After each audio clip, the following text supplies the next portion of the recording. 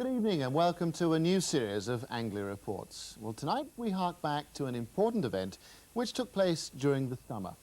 A royal visit is always a red-letter day for the town or city involved, but when the Queen and Prince Philip visited Great Yarmouth during the summer, it was an extra special occasion. It was the first time that a reigning monarch had ever visited the town, and so they pulled out all the stops, and for those involved it meant months of hard work. Jeremy Payne reports.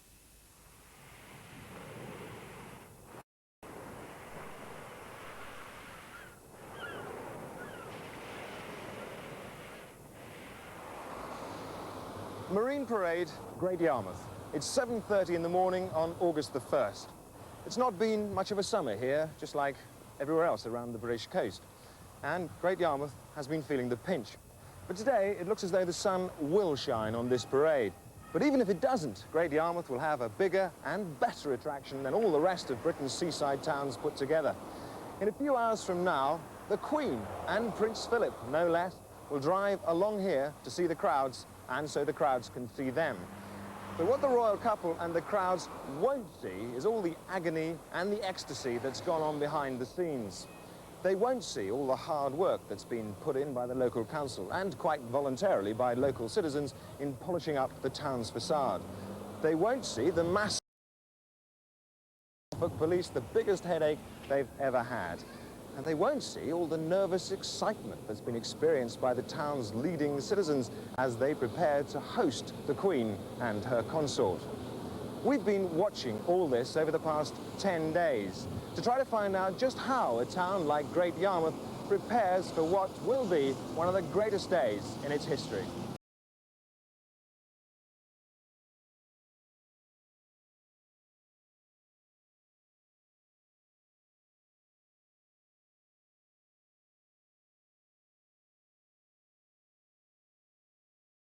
I mean, I was going to have a sort of fanfare in somewhere.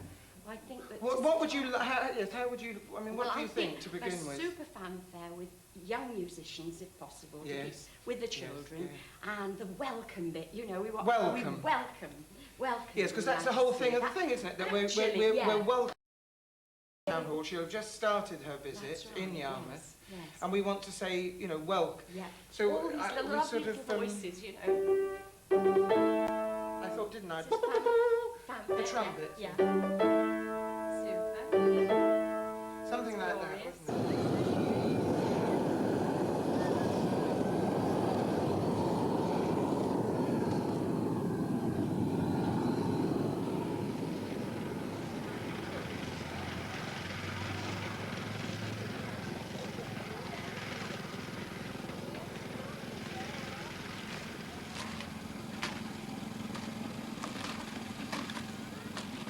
First of all, this route. We've had these problems over the route.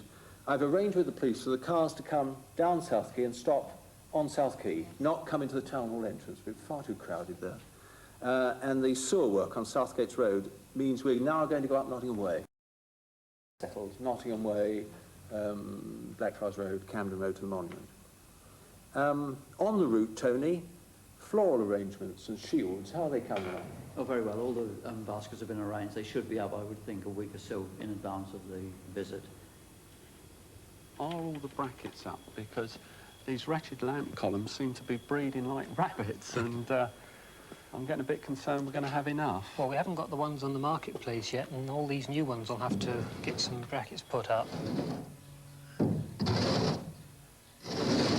I'm sure that's right, Frank. We must have fresh ribbons before we go. Good. I think the length's absolutely right now. I'm sure that you think that the length's right, Milo? Oh, they've taken about an inch, haven't Yes, they, from it? Yeah. Let me see, just turn round and then I'll see if it's level at the back. Yeah. Oh, yes, that's all right. Oh, we've got to get these changed, but that will come in the briefing tomorrow. Well, yes. The seat that we're providing down near the church with the plaque on it. Now, you're going to put that in position, aren't you, on that morning? That's right. And the ribbon, who's looking after the ribbon? John, of course, John, you'll be in the area. You'll put the ribbon on. Yep. And see it stays there. That's right. I will make sure I've got an extra length of ribbon just in case it does disappear. That's a good idea. Because you can't stay there all the time. No, that's it. And you must make sure these old people don't climb over the bed and sit on the seat. Yes, I don't think it will. Okay, John. We have That'll be all right. arranged. And I'll have the scissors. I will look after scissors. Make sure the mayor gives them to the Queen. She cuts the ribbon.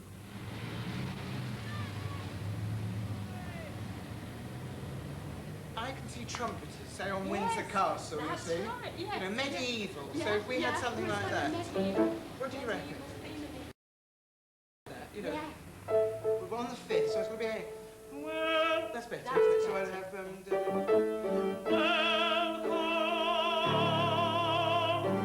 That's that. And then we'll have the fanfare again. And then... Welcome! Just to reinforce it. Fanfare.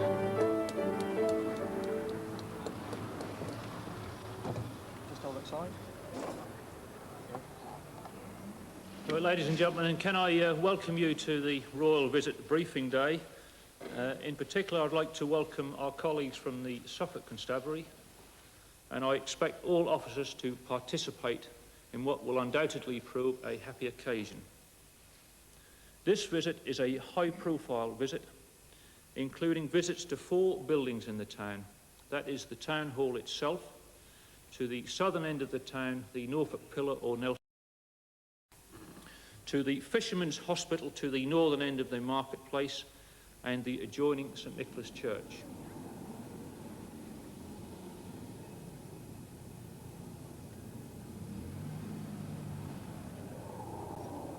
Got a note, excuse me, please. Sorry, though.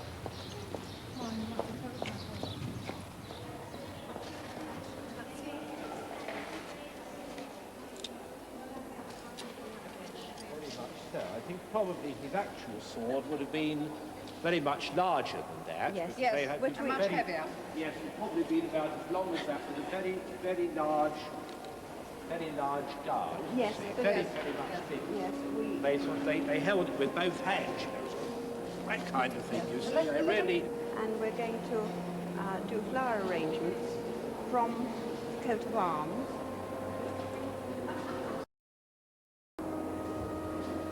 For the first time in history, a Queen is visiting our borough. She's only going to be here a little while. She's not going to learn much about our history in that very short time. And so I put it to all you lovely people to make a series of needlework tapestries, and you have achieved the impossible. I'm sure that never before in the world have nearly 1 million stitches been put into original paintings, 19 original paintings in under 4 months. The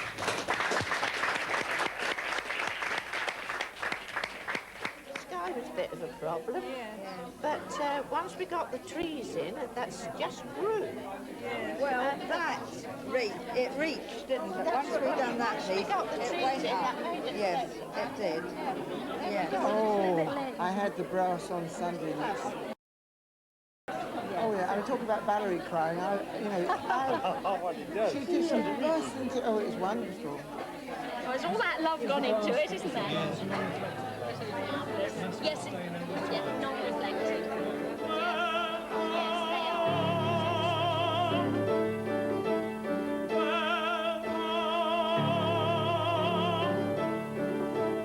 The carpet at the entrance. Now, we've got that ordered. Have you sorted out the laying of it?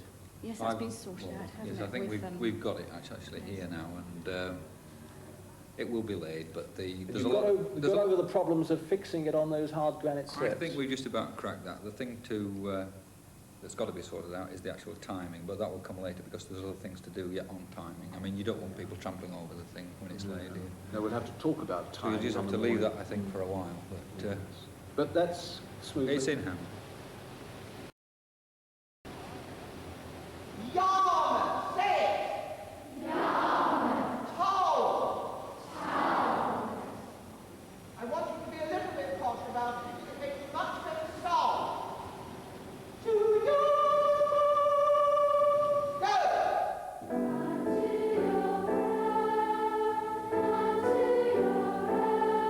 Now!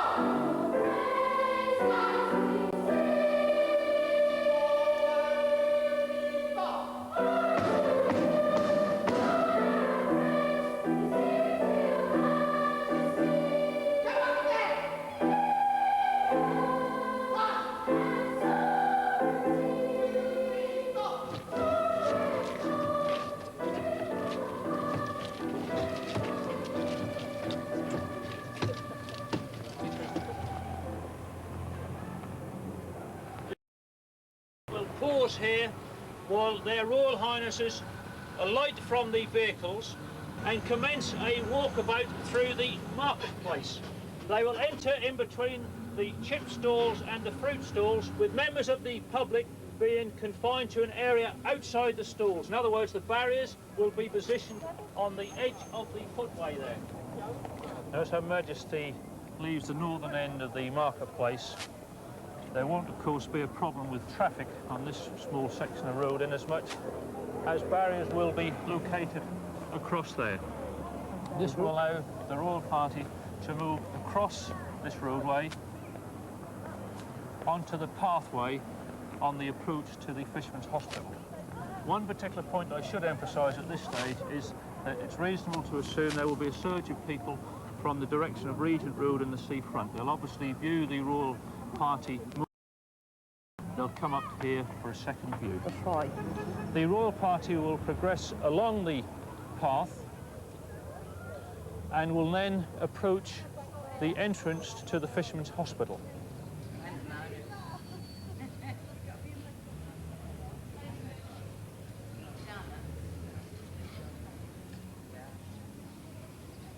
As Friends of the Fishermen's Hospital, we're trying to raise £75,000 as our contribution to the restoration of these buildings.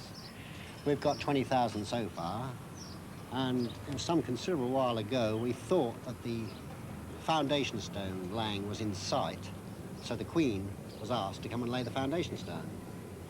Unfortunately, with bureaucracy and planning and so many people having their fingers in the pie, the chance of getting the foundation stone laid within the foreseeable future went out of the window. With the idea of coming to the seaside, so she's coming anyway. But at least she is going to come, stand at the gates, have a good look around, and maybe talk to one or two of us. That's the best we can hope for. Have you seen the table plan, how we're sitting? Oh yes, you'll be sitting at the right, to the right of the Queen. I sit to the... No, dear, I sit to the left of the Queen, on the Queen's left-hand side, or the Queen is at my right. I think we should really say, you know, I sit at the left of the Queen. That's right. And I shall sit at the left of the Duke of Edinburgh. Yes.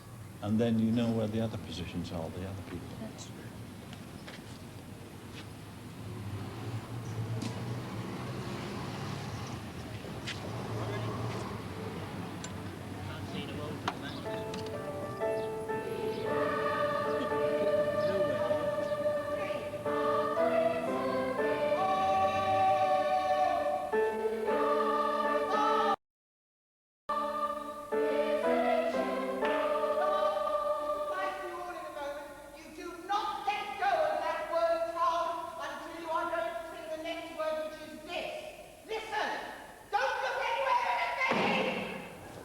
Now, as I said earlier, at the point opposite the Wellington Pier, the royal convoy will in fact switch to the offside carriageway and continue along this side of the road until it reaches the Britannia Pier.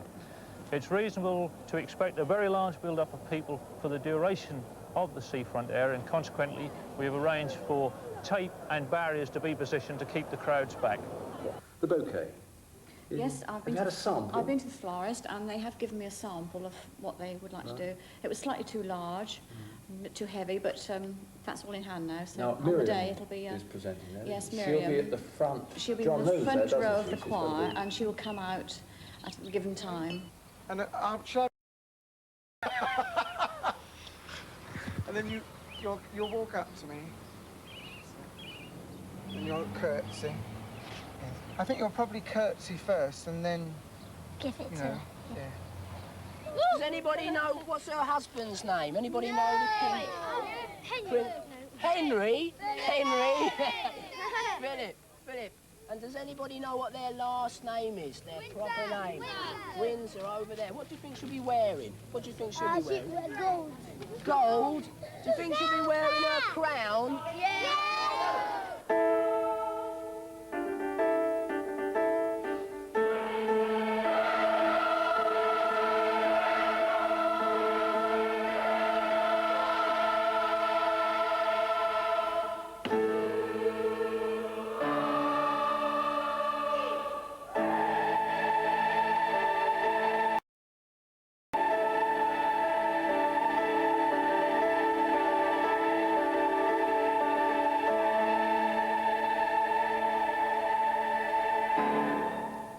when we come through here, we shall have royal family with us, the Queen, His Royal Highness.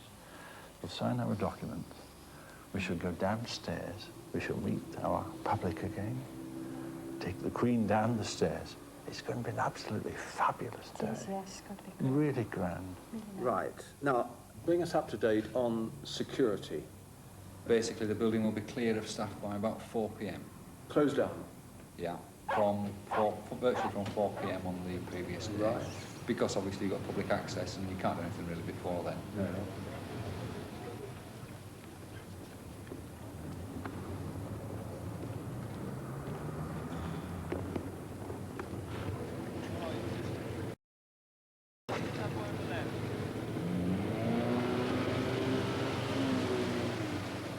We just had a last-minute rehearsal. We're all a bit nervous, but it went very well, really. So, you know, we're just sort of keeping on, hoping that everything's going to be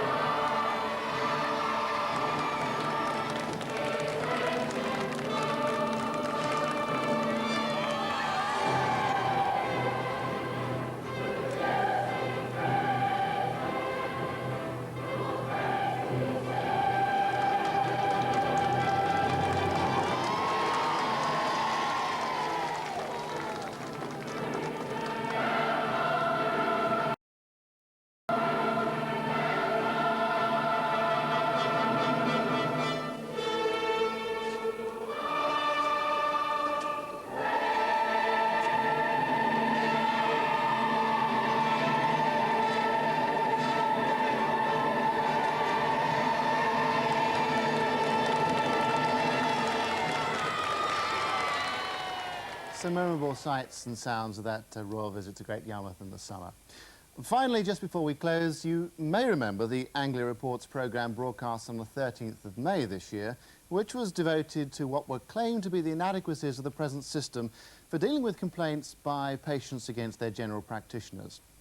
Well, the last case used to illustrate this theme involved a mother's complaint to the Suffolk Family Practitioner Committee in May 1982 concerning the standard of care which she alleged that her son had received from a group of doctors practising in Felixstowe. It's been pointed understood this part of the programme to be making serious criticisms of the conduct and competence of the Felixstowe practice concerned. We wish to make it clear that the members of the Felixstowe practice against whom the complaint was made were exonerated by the Secretary of State for Social Services when, after careful consideration, he dismissed the mother's appeal from the earlier rejection of her complaint by the Suffolk Family Practitioner Committee. Well, the Secretary of State concluded that the doctors had not been in breach of their terms of service and were caring doctors who had done their best for their patient in difficult circumstances. Although we intended no criticism of the doctors concerned, we wish to apologise to them for the distress which they've been caused.